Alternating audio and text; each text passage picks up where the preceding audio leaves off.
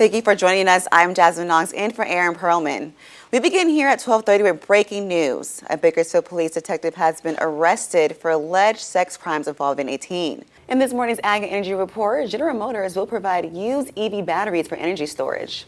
And the City Council plans to discuss a proposal to rename H Street to Cesar Chavez Boulevard. Our 3-month-old baby boy gets to go home for Mother's Day after becoming one of the youngest recipients of a liver transplant in the U.S. CBS's Danya Backus has his remarkable story. Well, welcome back to ARC. Now for news you can use, Starbucks is teaming up with Hello Kitty. And also breaking out 12:30, fire crews are cleaning up what appears to be a grass fire burning up near Highway 178 in a neighborhood just east of Bakersfield. Well, here in California, classrooms across our state are also facing cell phone restrictions, hoping to improve the academic performance of students. There are special circumstances that will allow for some leeway. The Central Valley Sportsman Boat and RV Show returns to the Kern County Fairgrounds this weekend. This morning, our own Kyle Betts is there live with a preview of the fun. Good morning, Kyle. WNBA players are demanding fair pay during All-Star Weekend as the current contract expires at the end of this season. I don't want to tell you how old I was during that time. But just know that were you in school, form of a school? I was in school. Okay, that's but fine. I was age appropriate for that movie, if that makes sense. Yeah. Yeah, hey there, good morning, Aaron. We're now on the 5 freeway, and we received word around 4:30 this morning about a fatality that took place. We don't really know all the details as of yet, but I want to give you a closer look right now when it comes to what you can see here. We've seen deputies come in and out of here, but what I can tell you is that around 9:40 a.m., deputies got a call about an attempted murder suspect that was located here at East Bell Terrace Park. With the latest, what's going on out there, Jasmine, what can you tell us? And as right now, what you're seeing is a cleanup of what was an accident that took place earlier this morning, like around 12:37.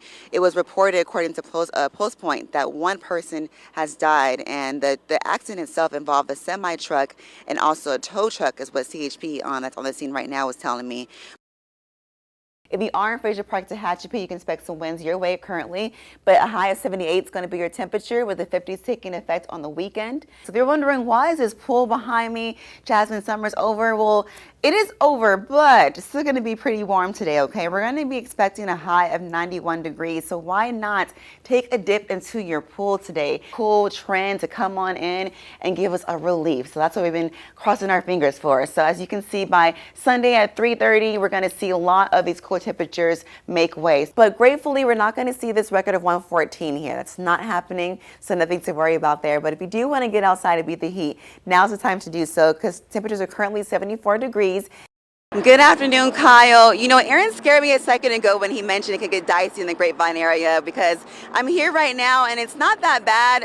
The roads are actually pretty dry at the moment. I think it's because of the sun breaks that we're getting. But in addition to the sandbags, it's highly recommended that you do stock up on your flashlights and have backup batteries just in case of power outages. Reporting in Southwest Bakersfield, Jasmin Knox, Eyewitness News. Back to you in the studio. Yeah, whether you're planning a wedding or planning a private party, we have the perfect expo for you happening this weekend, and I'll tell you all about it.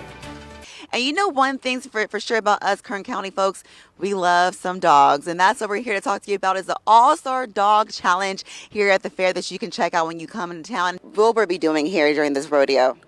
Wilbur's the lover. He's the picture bull. I'm so excited about this. Everything looks good. I actually thought I wanted to join you at first when it comes to making it, but now I'm like, no, you handle it. Okay. Tell me more about this sandwich and what's in it. Okay, so this is a barbecue tofu slab. That's what I'm going to call it. I got it this right. I got in the front seat thinking I wouldn't get soaked. Connor's barely wet here, but I got to tell you, it's worth it. It is. It's a lot of fun. Fun ride, especially on a hot day. On a hot day. Come out to the Kern County Fair. You don't want to miss this. This is a whitewater ride. 7 tickets to get on this ride, and it is worth every ticket. I'll send it back to you guys for now in the studio. Hopefully I'll be dried up by that time. Reporting live from the Kern County Fair, Jasmin Knox, Eyewitness News. Today is the last day for that Real ID, but the number one question everyone is wondering is, can I still travel? And the answer is yes, you can still travel. You will not miss your flight, but you do need to have another form of identification just in case. Listen, I am reliving my childhood right now because I'm at the Boys and Girls Club in their learning center, and they have this whole wall filled with books that I'm just like freaking out because they have Captain Underpants, okay? If you don't know anything about this, I'm gonna need you to do your homework. Yeah, we're hanging out at Shoes Fitness, getting you in shape for back to school. And I have these delicious cinnamon rolls here. Dawn, who's the general manager, is going to tell me all about it. I know these are popular. What's the secret to make these so good? Well, I think it might be the special frosting we put on there. I can't hear you. Are we racing? Yeah. Okay, who's going to win? Me. No, Charlie? me. Yeah. Mikey? Me. Okay, I think I'm going to win. Let's see. All right, let's hope I don't fall. Okay. Ready? 3, 2, 1, go! Woo! Good morning, Aaron. Yes, I am sitting comfortable. I'm sitting pretty in this chrome Impala. It's really nice. It's turquoise, and this is one of the cars you're going to be seeing at the Flamin' Hot Car Show happening this Saturday, all brought to you by Victory Outreach Church, Bakersfield Bold. Jasmine, are you about getting ready for takeoff this morning? Good morning, Cornelia. You know, actually, I think I might be ready for takeoff because I have, this cool little vest here, thanks to the team here at CAU. But as you mentioned, we are at the California Aeronautical University. Today is National Aviation Day, so we had to come out and see what this university is all about. Yes, there is actually still a lot of construction happening. We moved down from our spot earlier this morning. We're now on the corner of California Avenue and Easton Drive, and there's actually a lot more construction happening. As you can see, if you look over my shoulder here, they've been working out here since 7 a.m. Okay, so can we show them what we were practicing off air? Yes, let's go ahead and do it. All right, really quick. Here we go.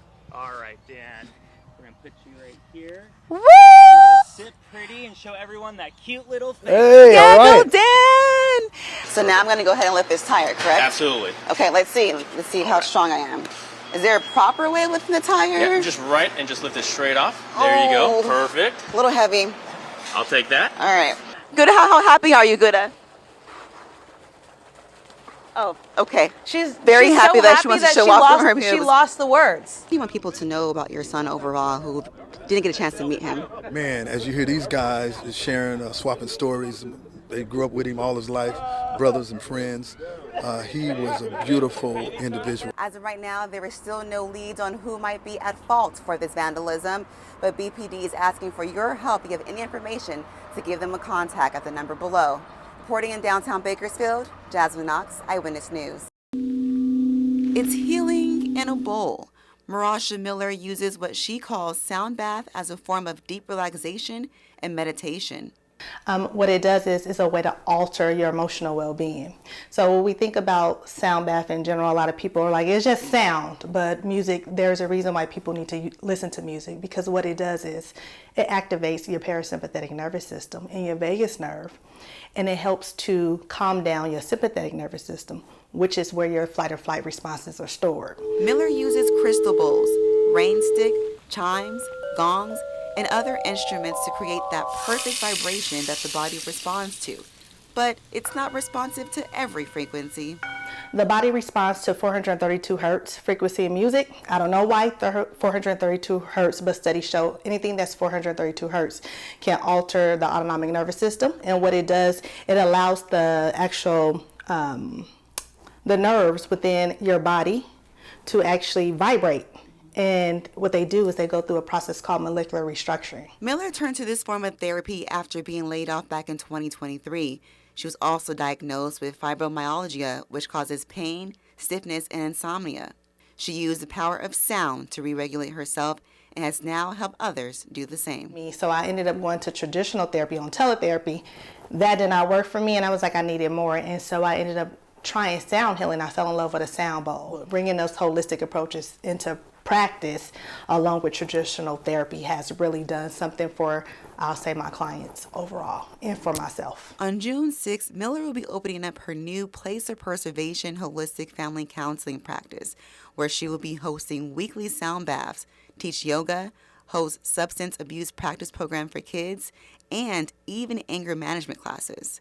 And for those who struggle with anxiety and stress, Miller recommends listen to that 432 hertz music on your Apple playlist. Listen to rain meditation.